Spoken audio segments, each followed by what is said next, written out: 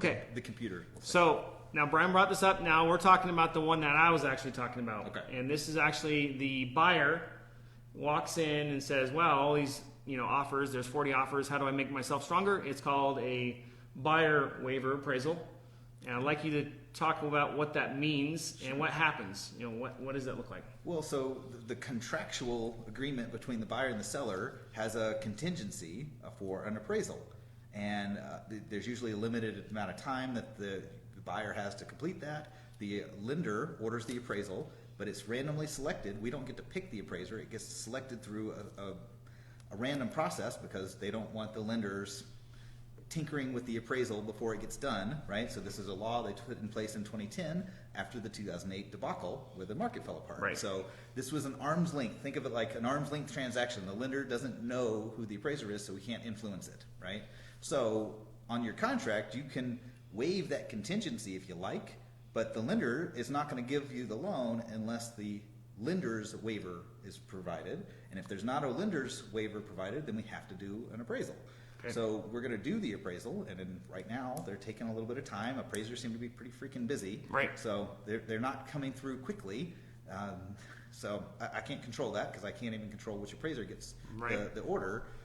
In rural areas, it's even worse. So anyway, if you waive that and then the lender does the appraisal and it comes in low. Let's just use an example. Let's just use 500,000. Okay. So you come in, put an offer on a house. It's kind of iffy. Maybe it's listed at 475. You say I can put an offer at 500 and I'll cover the appraisal waiver, whatever. Yeah, so what happens if it comes that you make an offer at 500 and it appraises at 475? What happens? Then the loan to value will be based on 475. Okay. It's the lower of the appraisal or the sales price. So if the appraisal were to come in higher, then we wouldn't worry about this, right? High fives for everyone. Yes, Everyone exactly. celebrates. Everybody's super happy. But if it comes in low, what happens to a buyer that's waived the appraisal? So let's say you made that offer with 20% down on a $500,000 offer.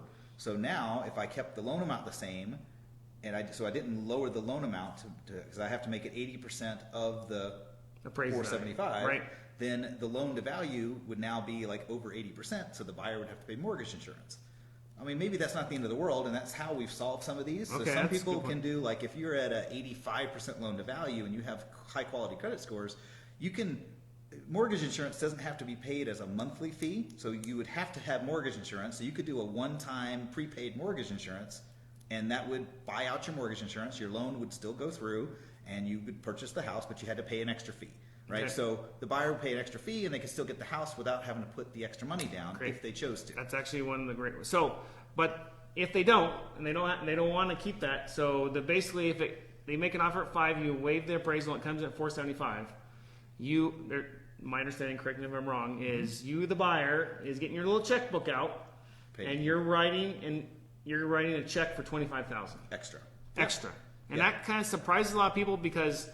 A lot of people think, oh, it's going to appraise because of the crazy market. And I'm here to tell you that it's not. Not always. We're seeing some appraisers keep a lid on this market. So you got to make up the difference, 25,000, and bring your 20% in. So it's a hefty sum, and that's why we see a lot of contracts go back on the market. Well, and that's exactly it. So, like, that was the 20% down, situation we were just talking about there. So we had an alternative. We could have a higher loan to value.